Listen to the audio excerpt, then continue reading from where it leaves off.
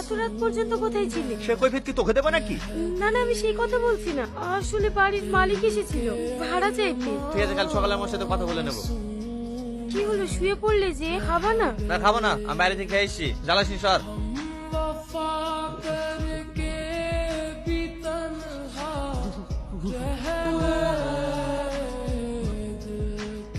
মাথাটা ভীষণ যন্ত্রণা করছে। ঠিক আছে, আমি এক্ষুনি তোমার মধ্যে ভিক্স দিয়ে মালিশ করে দিচ্ছি।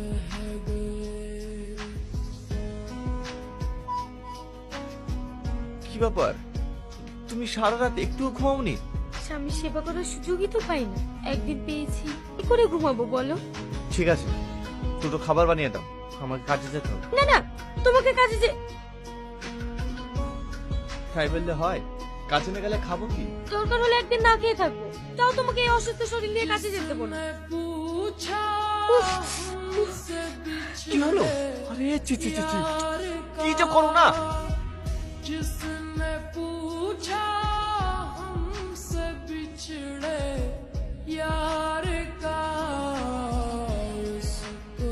তোমার খাবার কই?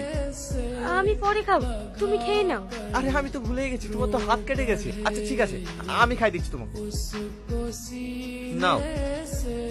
না না, তুমি খেয়ে নাও, আমি খাবো, পরে খাবো। আমার কথা তুমি শুনবে না?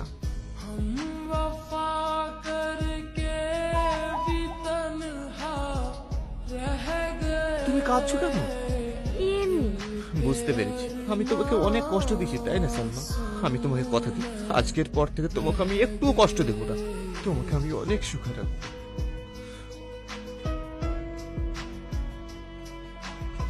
আব্বা, আব্বা, আমার লাগি তুমি কিছু লেখনি? আমার শোনার জন্য কিছু না নিয়ে এসে থাকতে পারি? এই নাও। জানো আব্বা, আমি আবার নিঃশ্বাস বাঁচব না। বাবা কি বলছে গো? হ্যাঁ, আবার বাবু সেই রোগটি বেড়েছে, আজ খুব শ্বাসকষ্ট হচ্ছিল। কি করবো বলো, ডাক্তার তো বলেছিল একটা বড় হসপিটালে গিয়ে চিকিৎসা করে। একটি রিক্সা চালার ক টাকা হয় বলো? আমাদের নুনান্তে পান্তা ফুল হয়। ছেলেটার যে ভালো থেকে চিকিৎসা করবো সে ক্ষমতাটুকু নাই আমাদের। মন খারাপ করো না, বলছি আমার একজন কাজের আছে, ওগুলো বিক্রি করে বাবুকে দেখালে হয় না? ভুল পাগলি, ওতে আর ক টাকা হবে? বড় হসপিটালে নিয়ে যেতে গেলে অনেক টাকা লাগবে। বলছি তুমি যদি একবার গ্রামে ফিরে গিয়ে তোমার আব্বাকে বলতে, তাহলে হতো না? না, যেখানে আমার স্ত্রীর জায়গা নাই সে বাপের কাছে আমি হাত পাততে পারবো না। আমি এর মধ্যে কিছু একটা ব্যবস্থা করছি।